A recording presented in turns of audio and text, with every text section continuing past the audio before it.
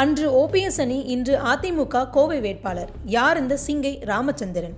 சிங்கை ராமச்சந்திரனின் தந்தை சிங்கை கோவிந்தராசு. கோயம்புத்தூரில் மில் தொழிலாளியாக இருந்தவர். பின்னர் அதிமுக சார்பாக சிங்காநல்லூர் தொகுதி வேட்பாளராக களமிறக்கப்பட்டார். அவர் 1999ஆம் ஆண்டு காலமானார். இவரின் தாய் தந்தை திருமணம் எம்ஜிஆர் முன்னிலையில் நடந்தது. இவருக்கு ராமச்சந்திரன் என்ற பெயரை முன்னாள் முதல்வர் ஜெயலலிதா சூட்டினார் என்பது குறிப்பிடத்தக்கது. 18 வயதில் அதிமுக கட்சியில் அதிகாரப்பூர்வமாக இணைந்தார்.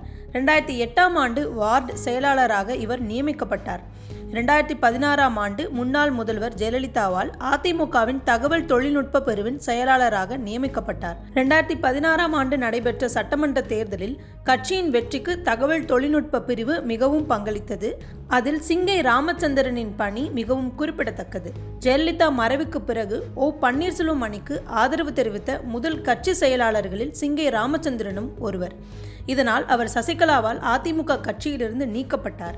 இரு அணிகளும் இணைந்ததை அடுத்து மீண்டும் அதிமுக ஐடி பிரிவு மாநில செயலாளராக நியமிக்கப்பட்டார். தொடர்ந்து தொழில்நுட்ப பிரிவில் சிறப்பாக பணியாற்றிய இவருக்கு கோவை தொகுதியில் மக்களவையில் போட்டியிட வாய்ப்பு வழங்கி இருக்கிறது அதிமுக தலைமை.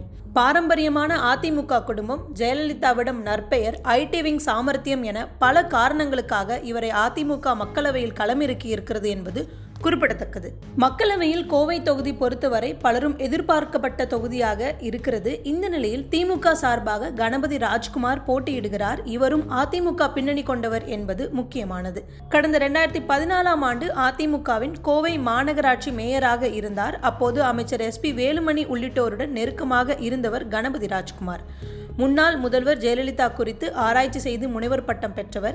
ஜெயலலிதா மறைவுக்கு பின் வேலுமணி அரசியல் தலையீடுகள் காரணமாக அதிமுகவிலிருந்து விலகினார். 2021ஆம் ஆண்டு திமுகவில் இணைந்தார். எனவே அதிமுகவின் முன்னாள் பிரமுகராக இருந்தவருக்கு திமுக வாய்ப்பு வழங்கியது.